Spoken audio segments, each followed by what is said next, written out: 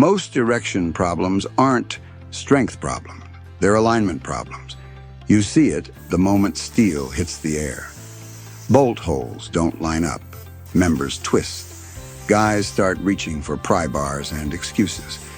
And suddenly, the conversation turns into, just pull it over a bit. That's not erection, that's improvisation. Alignment issues don't start at the crane, they start at the cut. Plasma introduces heat, tolerance drift, and variability that compounds across the structure.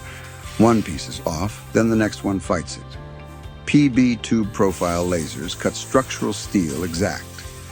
Miters, slots, copes, bolt holes, all aligned before erection day ever arrives.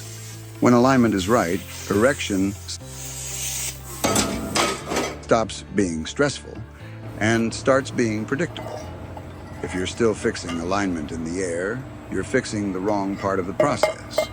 Call PB Lasers before your competitor does.